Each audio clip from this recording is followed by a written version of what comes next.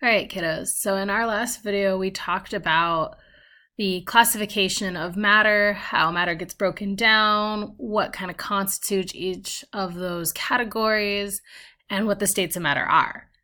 In this video, we're going to talk about atoms, which are the building blocks of matter. Basically, if you want to know what the basis of anything is, it's an atom.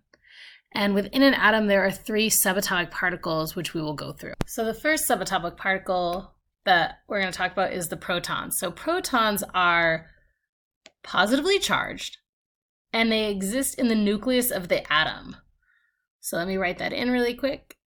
Protons are basically how you identify the atom. The number of protons determines what the element you're looking at is. So identity of an element is probably the best way to put it. So another way to say this, and something that will make more sense when we deal more with the periodic table, is that the atomic number is equal to the number of protons. So if you look on the periodic table, let's see if I can get this to work, you'll see hydrogen, and you'll see this little 1 above it. That is its atomic number, and that is also telling you the number of protons found in the nucleus of this atom. Ooh, let me pull that back really quick. Atomic number, there we go.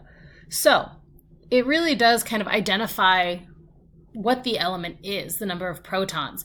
If you add a proton, you change the element. So if you were to add a proton into the nucleus of a hydrogen atom, you'd end up with helium. So our next subatomic particle is the electron.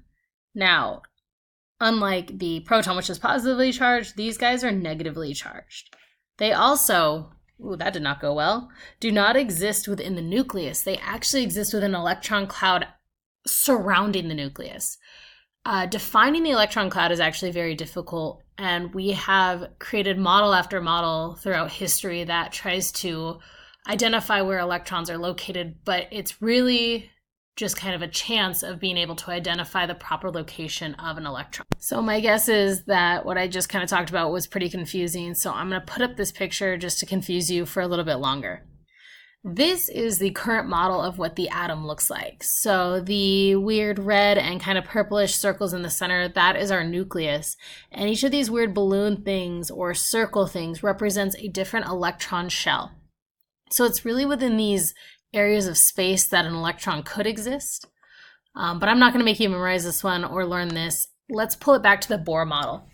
So this is about a 2D version of what our atom looks like. And if you can see in the center here, we've got the nucleus. It's got protons and neutrons, which we still have to talk about. And then each of these dotted lines represents an electron shell. Now, in the first one, there's only 2 electrons, and that's done on purpose because each electron shell can only hold a certain number of electrons before it becomes too overwhelming and could possibly start tearing itself apart.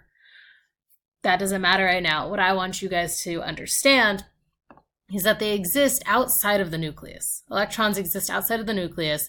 They exist within a specific region of space that they can occupy, and that our outermost electrons, which you see right here called valence electrons, are what are responsible for bonding. So if we did not have those outermost electrons, we would not be able to form bonds in the compounds that we have nowadays. And the only other part that really matters is that electrons have negligible mass, which means they weigh so little we don't really consider them into the mass of the overall atom or electron. So for our last subatomic particle, we have the neutron. Now, we've had a positively charged proton, a negatively charged electron. The neutron is actually just neutrally charged. So let me change this color here. It's a neutral atom. And really, all it does is add mass to our atom. It makes up the mass that the electrons don't give to the atom. So it's neutral, it exists in the nucleus, and it adds to a mass of an atom, and that's about it. Okay, just to add on some vocab words we talked about, but maybe didn't clearly defined. We've got nucleus, which is our densely packed center of the atom. That's where most of the mass of the atom exists because our protons and our neutrons are basically equal in mass, and we don't count electrons as having a lot of mass. The other thing we talked about briefly, but did not maybe make a point of, was these negatively charged electrons and positively charged neutrons. Why does that matter? Well, we don't want to exist in a world where our protons and electrons are uneven. If that was true all the time, then we'd be walking around in an electrically charged world. You'd feel a lot of little electric shocks coming from everywhere.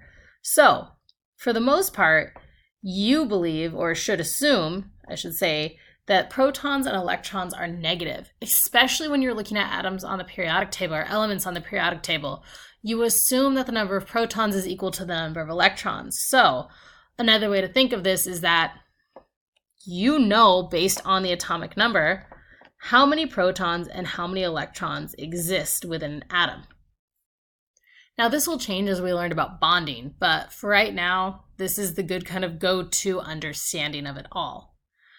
So we've got 3 subatomic particles, we've got a nucleus, and we have an understanding that our atomic number tells us not only the number of protons, but also the number of electrons, because we want overall a neutrally charged world.